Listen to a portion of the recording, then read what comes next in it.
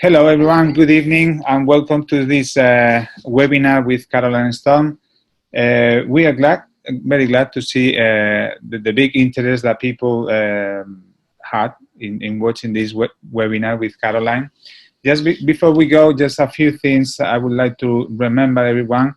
Just in a couple of weeks, as I was talking to Caroline, we have Wilfried Janik, the famous neurophysiologist from Germany, coming to London on the 24th and 25th.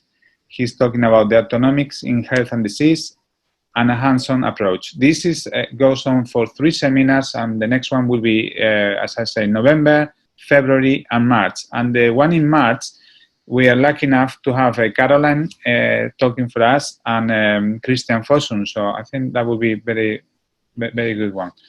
Then on the 1st and 2nd of December in the ICO, we have Sarah Boswell and Miriam Elkan talking about the treatment in obstetrics and gynecology from a classical osteopathic view. And then we will have in April, we have the big ICO International Conference. That's on the 7th of April. All this information will be on the website of the Institute of Classical Osteopathy. And in terms of webinars, next one, I hope it will be in January, and we will talk to Andy Cotton, talking about ENT disorders. And with no more delay, I would just like to introduce Caroline Stone.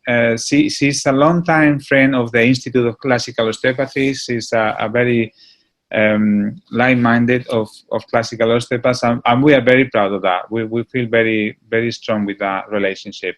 And as you know her, she's a top leading osteopath.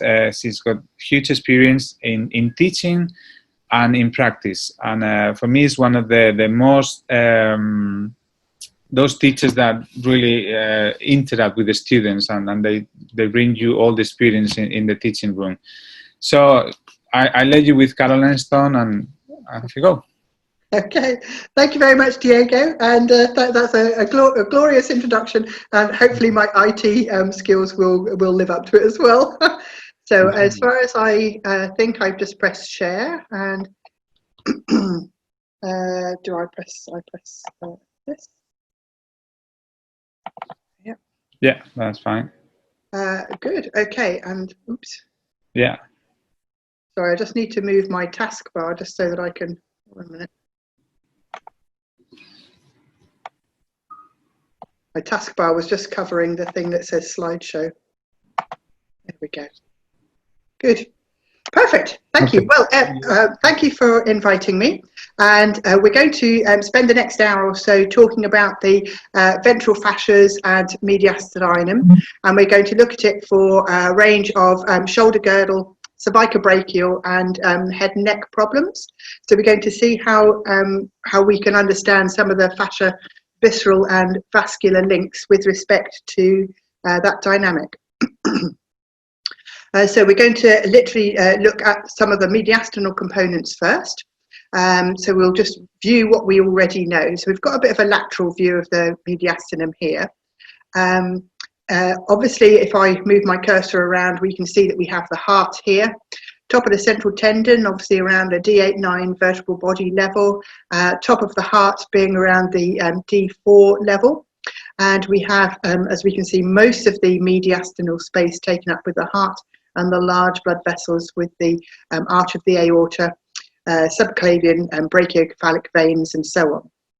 We have the trachea coming down through from the posterior part of the large blood vessels, and you can see that it lies very much adjacent to the spinal column, and just squeezed in between is the very flattened tube of the esophagus.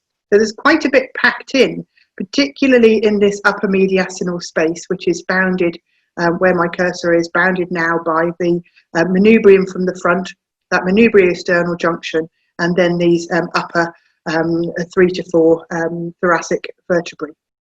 And there's a whole series of fascias which go up through towards the neck, and then obviously down into the central tendon area and down obviously into the abdomen, which create a wealth of links and so forth. So if we talk about some of them, we've got the ligaments of the heart, for example. Obviously the common ones that we all know are the sternopericardial, so just from the front. And these can be sort of split into one or two subsections, and various authors have various anatomical variations, and it essentially boils down to how much the fibres have split through and gone either side and around the transversus thoracis muscle and the thymus gland, etc. So there's always usually a little bit of a variation on a theme for the number and exact alignments of the sternopericardial ones. But suffice it to say, you can't move the sternum without moving the fibrous pericardium because the two are linked. We've got some vertebropericardial ligaments, and I've got some dissections a little bit later, which hopefully will highlight this a little bit more. And again, these are somewhat confusing to understand, and what I'm hoping to do for you is to split it into two major subsections. One which is going to be what I would call the pure vertebropericardial ligament, which carries the blood vessels, which essentially goes just to T3-4. But then some of the extensions from the back of the fibrous pericardium and from all of the arch of the aorta, etc., links up to some of the prevertebral fascia. And so if you weren't already familiar with it, I'm going to talk a little bit about what's called the alar fascia, which is a particular layer which essentially brings this constituency from the back top of the heart all the way up into the neck, but also from there into lungs. So there's going to be a link with the bronchopulmonary ligaments, and then essentially a whole series of things which are cardio-cervical. So we'll see where we get to. A few comments about the pulmonary ligament, and it can be a little bit confusing, I think, again, trying to find out what are the ligaments that relate to the lungs that are at the back of the heart. And there are lots of different investing layers which overlap. But essentially where you have your pleural layers come together, your visceral pleural bag and your parietal pleural bag, if you imagined you had one full carrier bag inside another carrier bag and you gathered it all up at the top at the hilum of the lung, that hilum of the lung, if you made it lozenge shaped, so if you gathered your plastic bag, instead of a nice round scrunch, you made it into a lozenge shape, then you would have the shape of the hilum of the lung. And it's where I'm tracing here now on the screen, this inferior portion is classically called the pulmonary ligament, but it's just literally one section of the way that the pleural layers are come together at the hilum of the lung. And this inferior extension literally sweeps from one hilum of the lung as a flat vertical plate through to the other hilum of the lung, and so essentially seems to form a little bit of a wall behind the back of the fibrous pericardium, but it also anchors inferiorly, and it's this inferior anchoring to the top surface of the dome of the diaphragm which then helps to bring further continuity through from essentially the deep lower chest all the way up through the hilum, through vertebropericardial, through sternopericardial, and then through into cervical pleural links into the neck. That means we get a lot of mediastinal influences into this root of the neck, and from there creates all sorts of problems with our ordinary movement dynamics. So I think that the pulmonary ligament is definitely worth a little bit of a consideration, because it also brings a sense of lateral continuity, because a lot of the fibrous pericardium, as you know, is very central into the mediastinum, gives you a very midline dynamic, but the pulmonary ligament influences, as they then come up the chest into the root of the lung, and where the apex of the lung attaches to the root of the neck, brings much more of an asymmetrical and unilateral influence, which really does add variability, and it gives quite a lot of interesting tracking up through to give absolute asymmetry through to the TMJ and upper neck. So more so than the whole of the fibrous pericardium, which seems to be well designed to keep a midline symmetrical tension, whereas the pulmonary influences bring much more of an asymmetry. Anyway, So let's just have a look at a few more of these overall links. Now, I'm afraid I'm no Frank Willard, but here's one I chopped up earlier. So just to show you where we are. So we've got a gentleman, here's his head and his chin. So he's obviously head at the top of the screen. Here's his ventral neck. This is his manubrium, which is actually chopped in half vertically. We've got his first rib still intact here. We've got some of the brachial plexus and vessels here, which would have gone into the arm, and they're peeled posteriorly a little bit. And you can see that with the edges of his ribs here, there's a great big hole into the whole of what is his right side of his chest. So all these ribs have gone. All the sort of pleural intercostal layers have gone, and a lot of the lung, you see this sort of bluey, sort of muddy coloured thing. That's just some of the lung lobe, which is just the butt of it, which has been left because most of it's been chopped off to clear the way. And what we can see here is the fibrous pericardial bag. And this here, it looks as though, I suppose in some way, that as we come off the first rib, where my cursor is now, if we come off the first rib, it almost looks as though that should be part of the manubrium itself, because it seems so tough. But in fact, this layer of strong fascia has had to be literally peeled off the inside surface of the manubrium. So this is actually a fascial continuity, which is literally like a huge sheet, which links the two medial ends of the clavicles, goes right down, is part of the part of the fibrous pericardial bag, and you can see that routed all the way down to the inferior diaphragm here where my cursor is. And then, interestingly, it then comes straight up and inserts into all of this neck fascia and the structures of the root of the neck. So I just thought that was a really interesting picture, because it was it just gives such a sense of strength, because it's really thick, this guy. And I don't think this chap, he didn't die of particularly of a cardiac disorder, I don't believe. So I don't think that he has any form of pathological thickening of his pericardium. So yeah, it's just really interesting for us to see how strong this dynamic is from here. So all of the tensions and torsions from the lung and the heart, etc., and these large blood vessels are going to be mitigated straight up into the neck. So that's the sternopericardial. Now this is the same picture, but we've just tipped the chap up at a bit more of an angle. So we're actually trying to see up through what would have been his armpit. If I go back, so what we're trying to look at is the inside of this dome of what's left of the pleura here. So if we were to simply look up into this dark space, so we tip him, so his head's laying down back away from us a little bit more, and we can see into this, oops, sorry, two at once. We can see into this exposed, where's my cursor gone? Oh, there it is. So we can see into this, what would have been that darkened area. So here we've still got the first rib. So we're just looking up into this dome.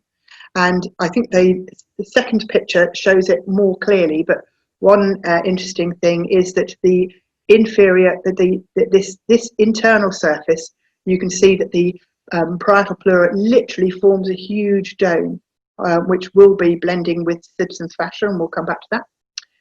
We can see here vertically a little bit more of this vertical expansion from the top of the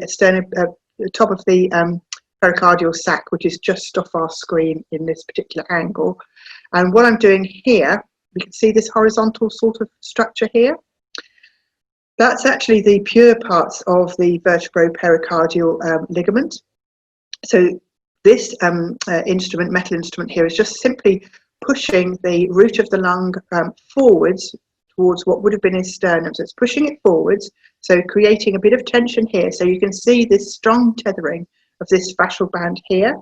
And you can see that as it's pushed forwards, it swings from this vertical suspension, which comes from the root of the neck. So literally all of this is literally like a hanging swing. And it has this little posterior rein, if you like the reins of a horse. And through here, from the ventral T3, T4, you get some neurovascular bundles. Some of the autonomics just come through into that, through to the back of the hilum of the lung, and the back of the top of the heart. So that band, which is the pure vertebral pericardial ligament, is just for that neurovascular conduit.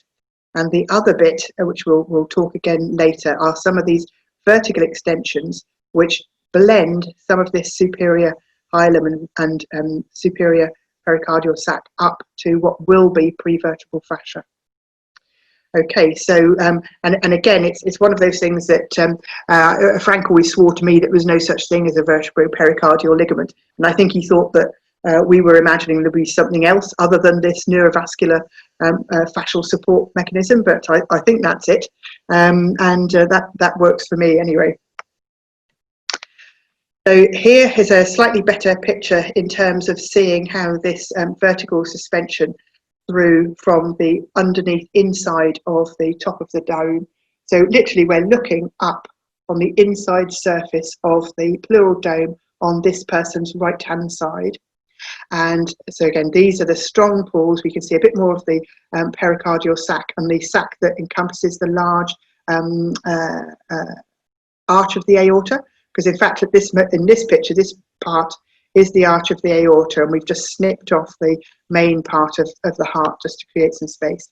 So we can still see the vertebral pericardial ligament there. We can still see the root of the lung. And I'm hoping that you can still see or make a little bit more sense of all of this curved surface, which is the pleura on the inside surface of the lungs. And so therefore joins a continuous sheet onto all of the ribs. So I think this idea that you can have a rib lesion in isolation becomes a little bit awkward, because obviously with this sheet literally covering all of the ribs, it's a little bit difficult to move one of the ribs without actually moving all of them, simply because this sheet of pleura is firmly attached. But that gives us some idea.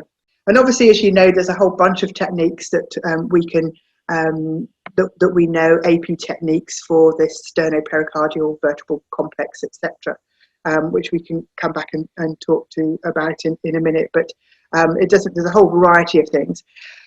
There's versions whereby obviously you can stabilize the sternum there by the pericardium, and you can come up and then onto the neck structures. So when you have a sort of perilaryngeal type of contact, you can then engage that cervical fascial complex, which again we'll talk about shortly. And you can also literally contact the larynx and or the very beginnings of the esophagus behind, and get a really good link from the trachea then that passes inferiorly down to all that cervical fascia, through into the deep mediastinum, and then catch it all via that ventral contact. So that's quite nice, that contact. But whenever you are working in this area, there's always cautions. So one caution has got to be that none of us want to be osteopathic dentists, so we don't want to loom over and we don't want to press down onto the throat. You always have to remember there's got to be a slight elevation, i.e. an opening of the airway. So this always essentially has to be done in a degree of superior tractioning, as well as then inferior alignment. So you must maintain airway patency, etc. So that's a caveat. And you also mustn't squeeze too hard, because it's actually quite easy to overclose hyoid and again compromise things quite a bit. But anyway, so that's another set of techniques. There's also some other techniques, and again we can come back to these in question and answers a little bit later, of taking a ventral contact, for example, so stabilizing the sternum, stabilizing the pericardial bag, and then taking a lateral contact. And here I'm actually focusing where my heel of my hand would be. So the base of my palm is actually on the back of his axilla, in a way, trying to get into the ribs 3-4. So that if I stay up that high, then I'm going to be able to capture the lung. So I'm after stabilizing heart, etc. from here, and stabilizing the side of the lung from here, and then getting into the mediastinal fascia from there. And then that's just another version of just looking at stabilizing, for example, the sternum and pericardium, and making use of lots of sliding surfaces in the chest, so that we can bring the lobes of the lung sort of forwards and around with one hand, say, against the fibrous pericardium, for example. So I think there are lots of different ways that you can then interact with the mediastinal contents. But for us, for today, we're focusing very much more then on how this literally influences up, comes into this thoracic inlet and then up into the throat, and then how this directly affects our cervical mechanics. Good. So let's talk about some more of this continuity, because that's quite interesting. So we know that we have the supra and infrahyoid muscle groups. So clearly, anything that attaches the clavicle and sternum will form a link from chest up through to hyoid, for example, then up into the mandible and the tongue, etc. So we do know that we have those ventral musculature aligning things. We obviously know that we have some inferior loops which then go backwards and take the hyoid contact around a little hook and sleeve through around the lower sort of clavicle sternocleidomastoid, and taking that sleeve through along here, with this muscle being the omohyoid, of course, through to the ventral part of the shoulder. And of course, as you know, it's going to insert onto the tip of the coracoid process. So we've got inferior expansions which come across our thoracic inlet. So instead of just being a purely midline dynamic, with particularly the omohyoid, we've got extensions which literally have to permeate into and be in relation to this thoracic inlet fascia, which we're going to come back to in a moment. We've obviously then got these superior attachments, which, as I've said, not only comes up to mandible and tongue, but also then comes up to the various points on the inferior cranial base. So stylohyoid, so on the styloid process, or the mastoid process with other structures. So we've got a series of vertical dynamics. So we really do have a strong suspension through from these inferior chest structures up into the head and neck and jaw. And getting an understanding of these deep mediastinal tensions, how they then go through the jaw and particularly then into the pterygoids, and how we look at the dynamics of mandible balance, that has a lot more influence on the cervical column than you might imagine, because particularly when you bring the jaw into play, you bring in the posterior pharyngeal space, which obviously helps you maintain the appropriate shape of your deep pharyngeal spaces, so the airflow is appropriate. So I think people forget how this orientation is really important for maintaining the patency of your airway, and anything with this inferior tension which aggravates that airway patency is then going to be immediately monitored by the cervical musculature. So with massive amounts of proprioception in this area, this malalignment particularly drives the cervical column into a very particularly strong pattern, because the need to preserve the airflow and that airway patency is so strong. If we look at the structures which are immediately behind those supra and infrahyoid muscle groups, then obviously we get back to the tracheal laryngeal complex, the beginnings of the aorta, and also then the blood vessels which are through into the neck region. So these two pictures obviously give us a front view and then give us this side view. And we can already begin to see with the proximity of all of these structures how interrelated they all are. This one in particular, you can see how the hyoid and the thyroid cartilages here blend straight into these inferior posterior constrictors.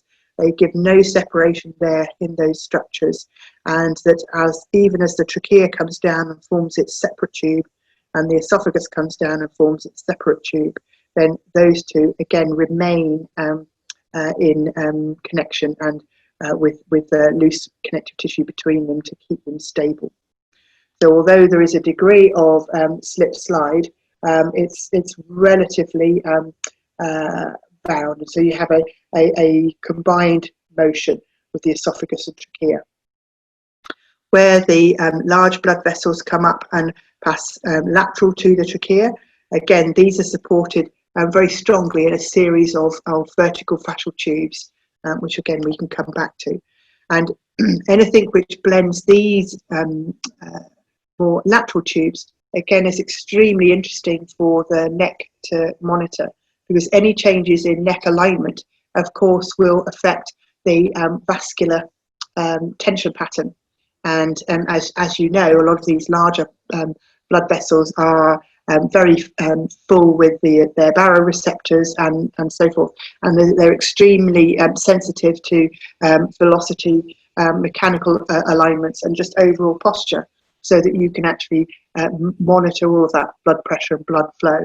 And so those signals feed absolutely directly through the vagal complex and out with the vestibular apparatus to then give a complete strong reaction into the neck, so that nothing interferes with that vascular alignment, if at all possible. And it's when you consider the influence of these neck structures and the stabilization that's supposed to come for the fluid tubes and the airway, that you then realise actually the facets at the back have got so much to react to. It's like, no wonder they're tight all the time. But you can spend your life cracking them at the back and it won't make much difference at all if they're still responding to these physiological dynamics in the root of the neck and the upper mediastinum. So let's have a look at this little picture, because this is the one that typically many of us learnt with, especially if you're as old as me. We had all these rubbish two-dimensional pictures to look at, and of course it's much nicer now because we've got all these digitised things. But so our typical cross-section then was with our cervical vertebral body here, is that we have a great big tube of fascia initially surrounding the whole of that bony vertebral column. So we have a sleeve running all over the outside of that column, and onto that sleeve, particularly onto the ventral part of that sleeve, we then get a series of other vertically running tubes. So here would be one of them. This forms the pretracheal fascia, this being the prevertebral fascia, so that's the pretracheal. And then we have literally carotid sheaths here, carotid sheaths there. And I don't know if you can see here, they've sort of rather meagerly coloured this part in slightly darker colour, but there's a reinforced layer at the back of the esophagus. So the back layers of this pretracheal fascia has an extra thicker layer, and it blends into directly at either end onto the sleeve of the prevertebral fascia. So this particular sleeve of fascia, which is going to run longitudinally, is actually called the alar fascia. And this alar fascia, we've got some other pictures in a minute, really does connect in a very particular way these ventral visceral tubes, such as for the trachea, and the posterior spinal column tubes.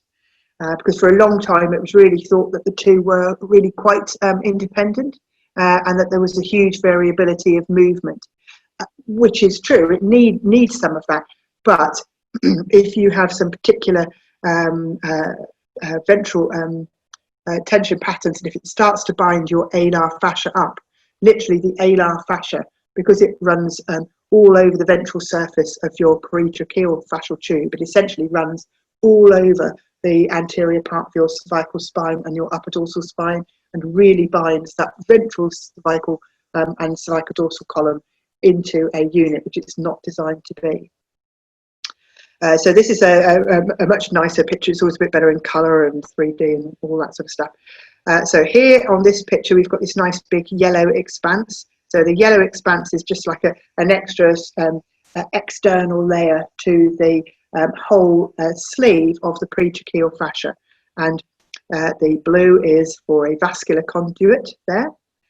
On this picture, essentially they just removed a bit of that extra yellow sleeve or coat, so the green is representing the whole of that tube of that prevertebral fascia. So you can see that the whole of your cervical column is running as a unit, and that there's various things which attach onto that sleeve ventrally, and it's the ventral tetherings to that cervical column tube which we're essentially talking about with things like the alar fascia and then Simpson's fascia and the suspensory ligament of the pleural dome and things like that, which we'll all come into shortly. But these pictures are nice in a way because they initially show the separatedness of this big cervical column sleeve or tube, and then this visceral tube, as it's called, this little purple thing here, which containing the larynx and so on. But it's just that this posterior layer here of this purple sleeve, it's this thickened area which is going to be called the alar fascia, which will run up, and it in fact becomes continuous with buccopharyngeal fascia, which carries on up here. So hopefully it's all making sense so far, and I'm presuming that people can chip in with questions if they don't understand any of it or if they know it all already. But I'll leave that to Diego to monitor. Now, this is a nice little picture though, so I'll just try and talk you through what's on here. When we see it, this is a fetal anatomy of the lower cervical and upper thoracic fasciae with special reference to the pre-vertebral fascial structures. Now, I don't know how well your screen does, but my screen just cuts off this thing here, but there are details of the full text link that you can get this on. And anyway, I've sent on the presentation separately, so if anybody wants that link. But what it does is looks at the embryological development of the cervico-mediastinal space or zones, and it basically tells us several things. So here in picture A, we've got C6 vertebra. This is the ventral surface of C6. LC is longus coli. So obviously that's the ventral musculature coming down on the anterior cervical column. We've got the green dotted lines, which is the posterior layer of the deep cervical fascia, the PLDCF, posterior layer, deep cervical fascia. We've then got a little bit of a gap, yeah, and that is meant to be a gap. So there is this deep space in there, which literally is to provide a friction buffer, although it is often called like a danger space because it allows infection to track all up and down. That's like a separate conversation, but okay. Ventral, we have here the esophagus, that flattened squashing thing, and we have the trachea. The dotted line, thymus, around the front. And then here we have the longitudinal vascular bundle, so the carotid sheath with your, obviously your carotid, your jugulars and your vagus nerve is actually in that sheath. And then we have this red line here, which is the alar fascia. So don't forget that with your cervical column here, this alar fascia is running as a longitudinal strap or layer. And as it passes down into the different sections, it attaches laterally onto whatever's lying next to it. So in this lower cervical, C6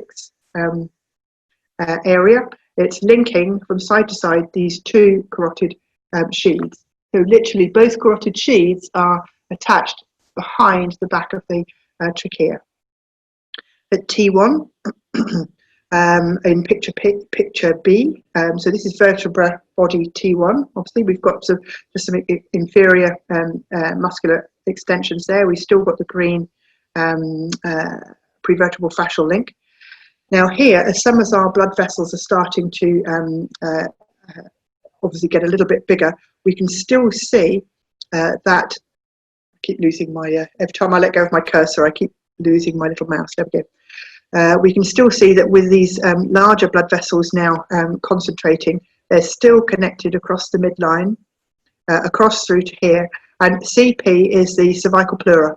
So we're at the level of the top of the root of the lung, or opposite there, and we begin to see that some of these lateral extensions of the alar fascia are going to connect us directly to the fascia over the cervical pleura there. So we begin to see that we have this midline continuity between our two Simpson's fascias. So it's not just one Simpson's fascia one side and a suspensory ligament of the pleural dome, and then obviously the other. We have this continuation between the two. So your two Simpson's fascias work this way, as well as up and down between the lung and the neck. So again, you've got some real issues when you get to deviation of mediastinal fascias and deep, large blood vessel stuff and cardiac and lung mechanics, because that really deviates you, and both sides have to go together. So this brings an extra deviation, which is over and above any external thoracic cage torsion or any shoulder girdle cape torsion. So, and to me, a lot of these sorts of things become really interesting then when you get the whiplash effect, because of course what happens is that these heavy, dense viscera, they rattle much more against your inner thoracic cage than you might imagine, and that a lot of your cervical instability and defensiveness is the shock in these fascia because of the drag and tension on these very sensitive vascular structures, which this is alar fascia is particularly supposed to be stabilizing. And obviously if we go down that a little bit more, we can see that Mr. Mouse, where have you got? Oh, there we are. If we go down to T4 image C, then we can see that the alar fascia now, as you've descended into the chest just that little bit more, it's actually linking the two parts of the parietal pleural fascia. So literally from one lung fascial bag, the parietal pleura, all the way across to the other, linking that. And again, remember that this is a longitudinal sort of strap of tissue sort of running in continuity all the way down. And it has these supportive continuities to the terminal esophagus, terminal trachea, and the arch of the aorta, AO being arch of the aorta. So you absolutely get this side-to-side dynamic, which is really interesting. And excuse me, as we see from this T4 picture, when we talk a little bit more about the lateral pulmonary ligaments again, when we get back into that story, we can see how all of the pulmonary ligaments are then going to blend into this alar fascia, this red line running laterally and so posteriorly supporting the heart. So this is a excuse me, a lateral picture again, obviously. Hang on. So person face up here, obviously we've got the tongue in the mouth cavity there, the oral cavity, we've got the epiglottis, got your trachea coming down. So this space is the trachea, and there would be the hilum of the lung. So those are the bronchi as they're just branched off. Running just adjacent to that, we have our a large fibrous pericardial bag.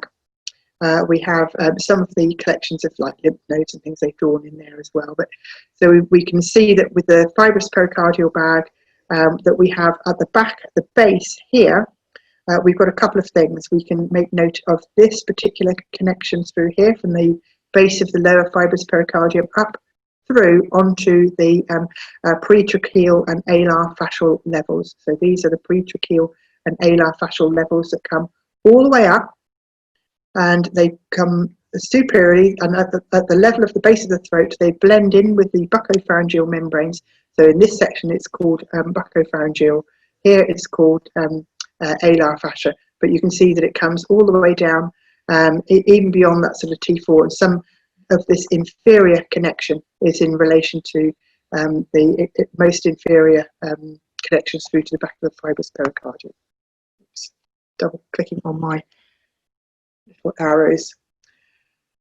So again, this reinforces though that you've got this particular, we can see here some of the very ventral external superficial cervical fascia connecting literally the manubrium through the hyoid and then through onto the mandible, which then through the fibrous pericardium and the hilum of the lung fascia and pulmonary ligaments takes us straight back through to our alar fascia and our prevertebral fascia.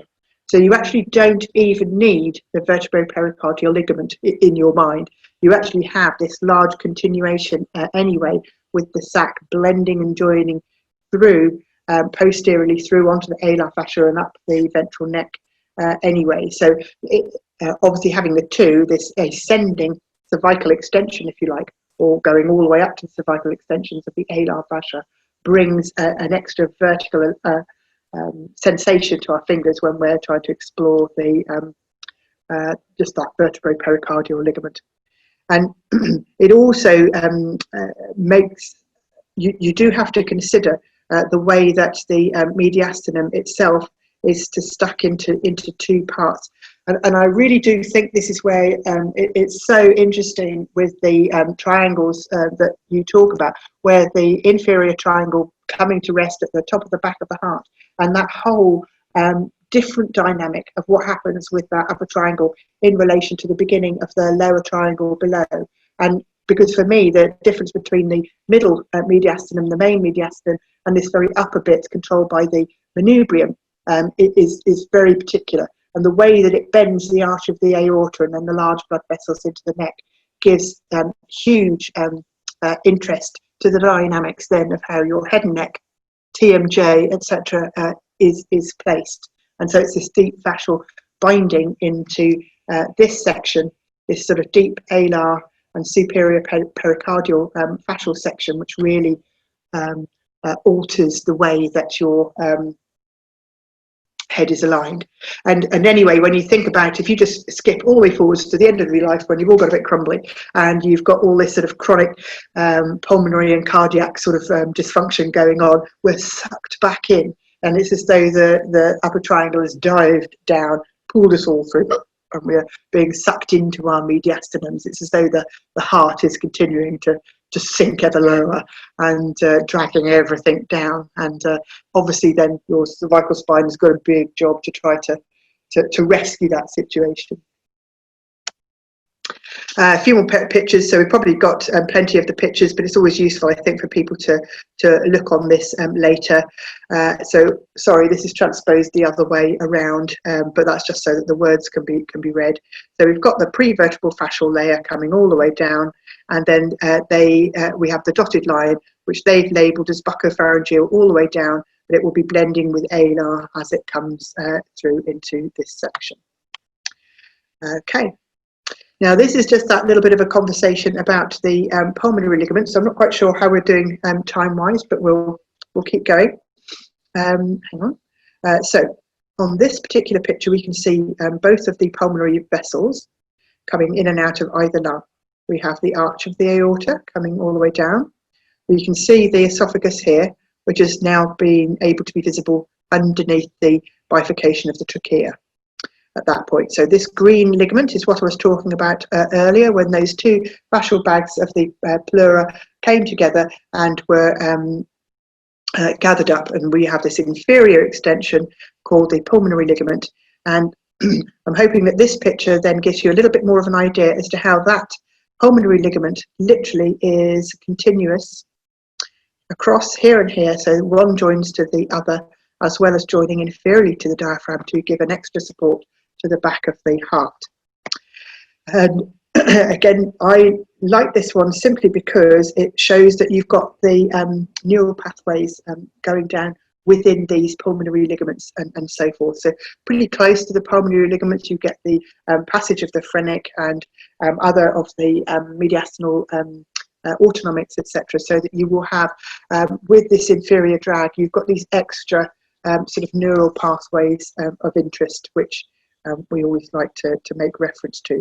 So when you start to bind with respect to the central tendon at the bottom, and you permeate your way up through the pleura and pulmonary ligaments, back up through the ventral dorsal spine and up into the root of the neck, you can see that you can get a lot of neural entrapment. And again, it's really interesting the way that you orient this with respect to neural tension tests on the autonomics. So we do all our neural stretch tests for the arms and legs and all that sort of stuff.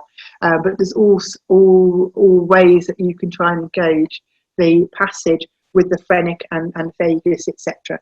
And it's how the fascia supports those structures into the chest, and how the mechanoreceptors that those nerves are trying to monitor, how those are functioning, that helps to bring alignment through to our overall posture and so forth. So when you think treating vagus and phrenic, don't just think about, oh, I must do something with the OAs and the occipitomastoid suture and all of that up here. You actually want to think of how those nerves, and particularly the vagus, is picking up mechanical signalling from that deep mediastinal fascia, because that's going to be irritating your vagus. So you treat it lower down mediastinally as opposed to just via the neck.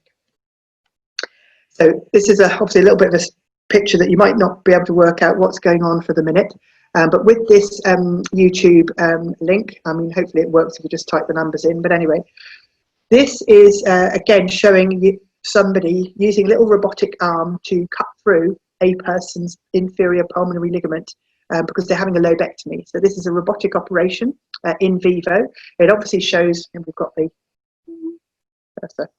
There we go. This is going to be the heart, obviously on this side, pumping away a bit during the operation. This is the inferior surface of the diaphragm. This is a bit of gauze, which they're using another instrument to push the lobe of the lung away on. And so this is this slightly mottled pink-black section here is one of the lobe segments, which is ultimately going to be removed. And what they're snipping through there is the pulmonary ligament.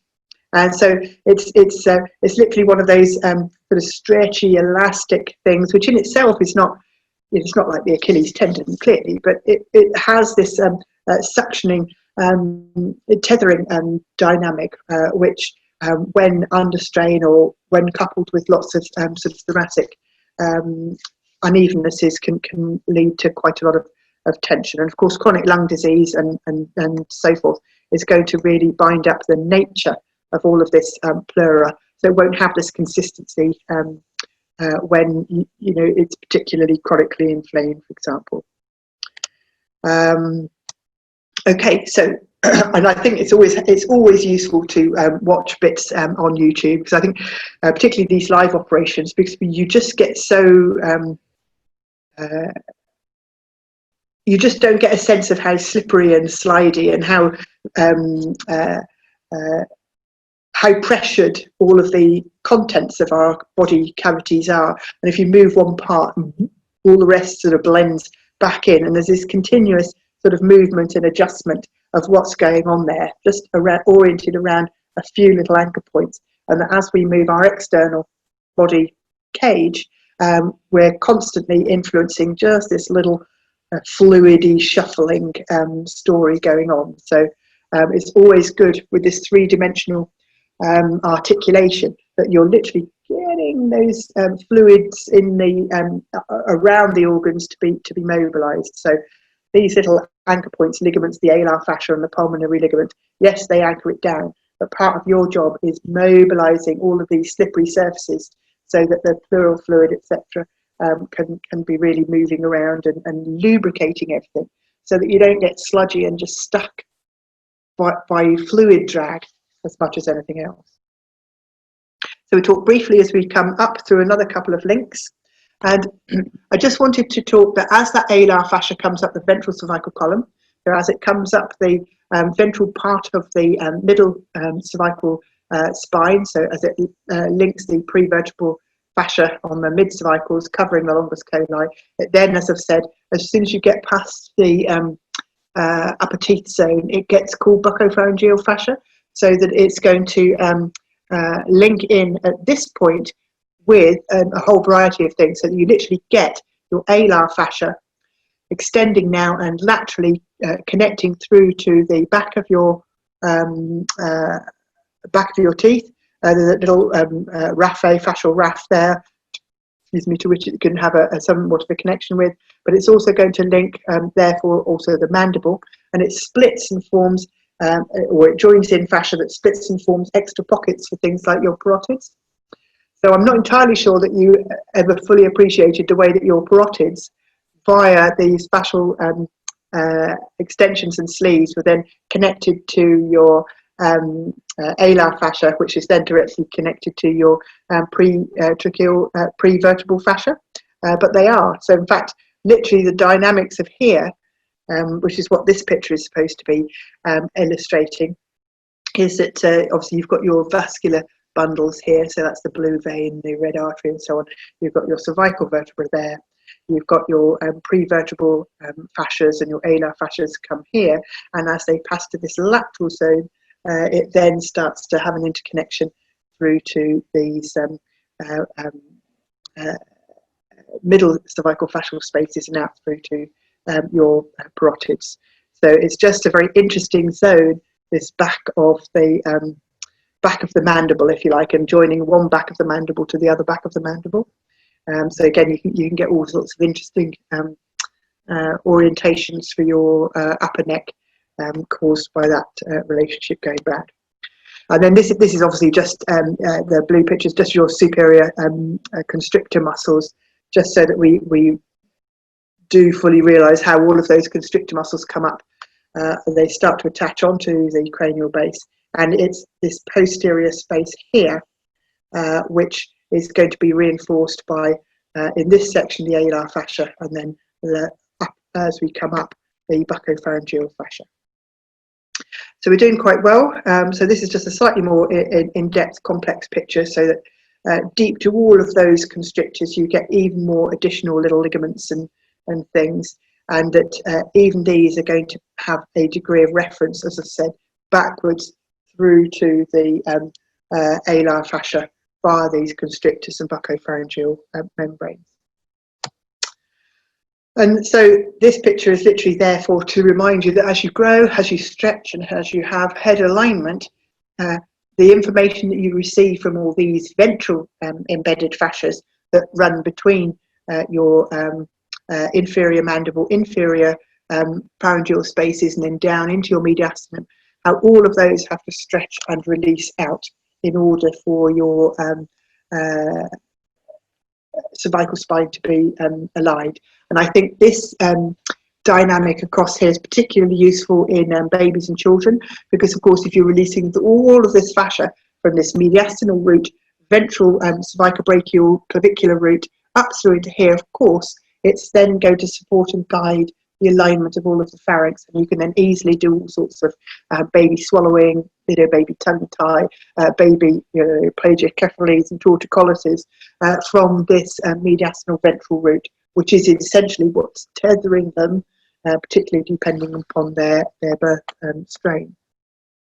That picture is just to remind you of all of the anterior cervical spine muscles that a lot of osteopaths just forget, and they forget how all of these really important longus coli, etc. muscles are aligned on the front, and how where those are wrapped in that green sleeve that we saw, green and yellow sleeve that we saw from the other one, that prevertebral sleeve, how if the alar fascia and the mediastinal fascia anchor and tether onto that sleeve, then of course they just bind up the space and the compartment that these anterior neck muscles are in, and just doesn't help them.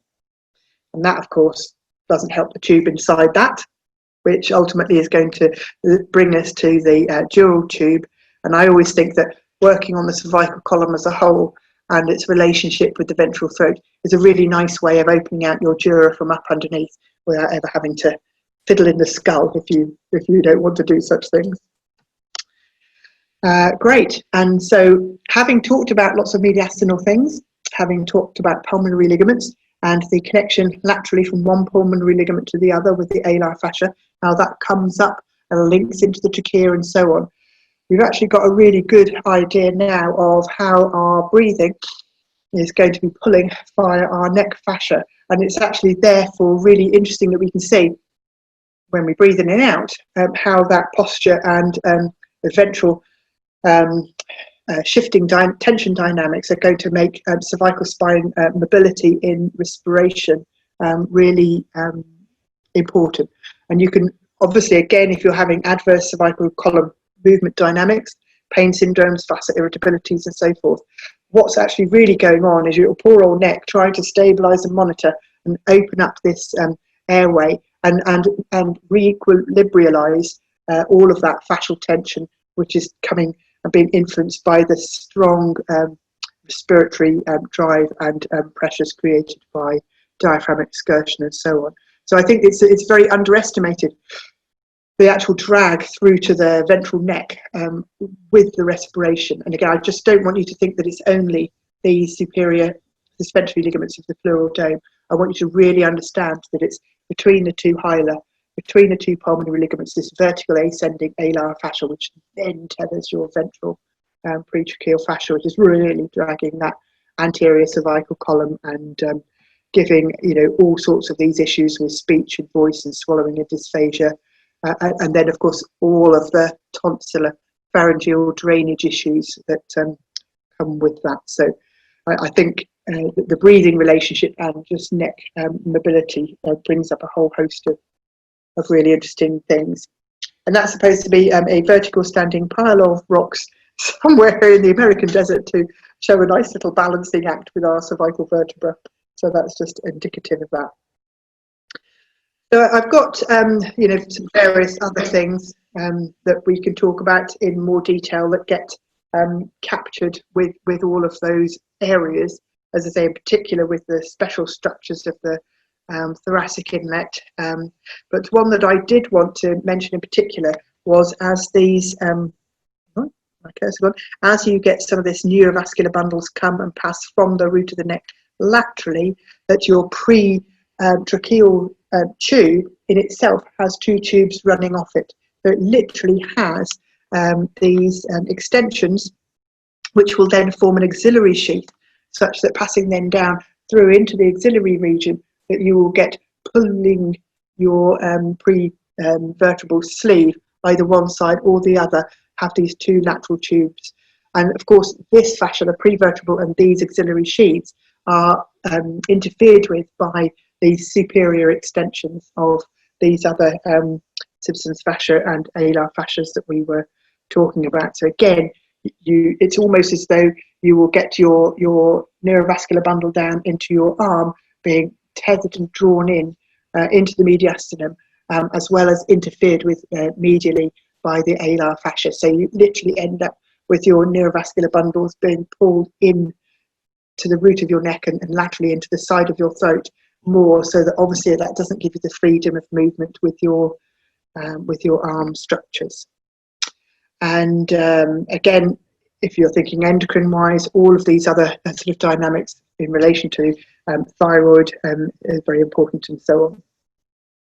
I was going to talk just a little bit about vascular unwinding, but we'll see how we go sort of time-wise, because vascular unwinding is extremely useful, and I've taken to using a combination of following the neurovascular bundle, the artery up this way, connecting it through the upper mediastinum and the larger blood vessels to then give continuity up the carotid sheaths and into the deep cervical fascia that way, to ultimately release the cervicobrachial facets, cervical dorsal facets, etc. And it seems to be a much more effective way of releasing that, rather than just trying to work traditionally on first rib, is it inspiration, expiration, or whatever.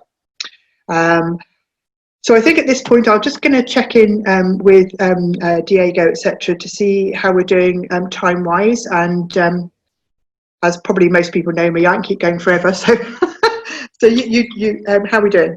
Yes, we have done 1 hour so far. Yeah. So it's up to you. You want to keep? I think everybody is still logged, so I think everybody's enjoying the lecture. Okay. Well, I'll just very briefly flick through a couple of things just in terms of concepts, just then to finish off, and then we can go to questions. Yeah. Okay. Perfect. Yeah. Please. Thank you. So just on this picture, then this is the sort of orientation that I was alluding to, is where you take the humerus, you follow the neurovascular bundle, which is in that axillary sleeve, and it then, as it passes medially, at this point, obviously, it blends very directly into the vertically running sleeve of the pretracheal fascia, and it can either pass down with the alar fascia into the pulmonary ligaments that way, or up the neck, etc. So you get this large T-section, or sort of junction area here, linking your upper limbs to your lungs, and the upper limbs and lung continuity is extremely interesting, and there's actually quite a lot of your accessory respiratory muscles which have the same embryological formation as your upper limb musculature. So a lot of respiratory conditions engage and facilitate your upper limb structures simply because they have the same mesenchymal origin and so forth. So there's various techniques looking into the thoracic inlet, and in particular trying to get at this very lateral portion of your thoracic inlet. So trying to take an extension through from where your clavicle comes along and the wing of your scapula comes along, and the very medial internal component of your acromioclavicular joint, working from there as opposed to the more cervical end. seems to bring a lot of this fascial continuity into better repair. So again, lots of techniques for those sorts of things. You can come into the axilla if you like, do all sorts of various bits and bobs into the axilla, and then, as I say, these are just a few little comments about vascular unwinding, and that it's just really interesting for overall motor patterning to unwind through your blood vessels, because embryologically, as the way that your limbs grow, and these are the last couple of points really to just chit-chat about, is that as your limbs grow out, the blood vessels migrate and stretch through before your limb architecture, such as your bones and cartilages, are fully formed. So you get the blood vessels first, and so the way that your limbs orient themselves is like a little limb bud here. So the restraint of your neurovascular bundle here will cause bending and torsions, but as your little arteries develop, they start to pulsate. So we can see, as we know, that your heart's one of the first things that grows, your vasculature grows. So you have this absolute pre-circulation going on within days, the first week or two, and already you're pulsatile throughout your soft, mesenchymal or whatever embryonic form. And as you pulsate through, as your arteries carry a pulsation through, it causes a bit of wriggle into your limb buds, and it's that wriggle that essentially starts to then, break up the placement of your actual joints. So your joints, and therefore your musculature, are ultimately oriented around your pulsations, and so your body is very understanding, if you like, of where your vascular alignments are. So you get a lot of motor patterning problems oriented to vascular tensions and asymmetries. So again, when you combine the blood vessels, all of this fascia in the mediastinum, and the way it tracks up into the neck from deep within the mediastinum, you get this huge sort of junction, which brings in, I think, a further understanding of how our neck can actually dysfunction and be painful. Good. All right. So I think that's pretty much what I've got there. So I'll stop talking at that point and then see if anyone's got any questions. Okay. Thank you very much, Caroline. That was a great, great lecture on anatomy and anatomy for osteopaths, basically, because it's so interactive and so palpatory. So it's great. So thank you, everyone. Just, if there is any questions, you can go into one of the chat buttons and you can ask anything. Yeah, Tim Sparrow says you need to give us a workshop on this. Yeah, it would be nice. Yes, do all the techniques. That's right. Yeah. Yeah, I was going to say, everyone, remember that Caroline Stone, you can visit her website and see she runs workshops and conference and lectures. So yeah, I'm sure she will be happy for you to have a look to the website. It's just brand new because I looked into it today, and it was very new. It was all, wow, fantastic. Yes. Remains a work in progress. Yeah, and they are asking, can we get the slide of the lesson? I don't know if. Yes. So I did email it to you. You won't have been able to look for it yet, but I literally just before we started. Fantastic. So, and if that hasn't come through, obviously I'll just make sure you have that so you can, do what you want with that. Yeah. Yeah, we will email everyone that was in the conference, in the lecture, in the webinar. We will email the PowerPoint. Yeah. Waiting for some questions. If just to remember everyone, next webinar will be in January, hopefully with Andy Cotton. And then, just one question, Todd Silla. Thank you from Todd in the States. Thank you, Todd, for being there. Thank you. Everybody's saying how good the webinar was. So, yeah. Thank you. I was saying, like, in January we will have Andy Cotton, and before that, at the end of November, we have Wilfried Janik in London talking on autonomic nervous system, and then in April we have the big ICO conference with It will be Sue Turner. They will have Chris Campbell, Mervyn Wallman, and Michelle Oden. Yeah, it will be a nice day conference. So yeah, so far no questions. You have any other? No, I think that's fine then. everybody's saying how good. I think anatomy is one of those subjects that you don't always get enough of anatomy. Yeah. And it's so interactive. So no worries. Good. Brilliant. Yes, we have one question. I wanted to ask about the age of the embryo in the slides with the thymus.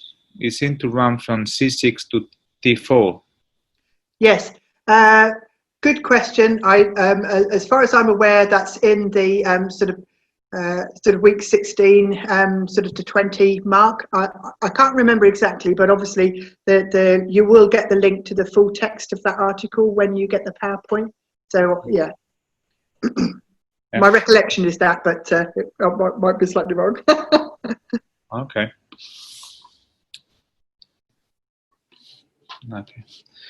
If we have any other questions, otherwise we will just say goodbye to Caroline and thank her for being here for us. It's such a nice evening, to spend everybody connecting from different countries, because we have people from all around Europe and States, Canada, and even Japan. Yeah, so that was good.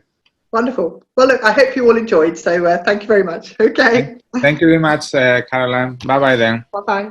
Bye-bye.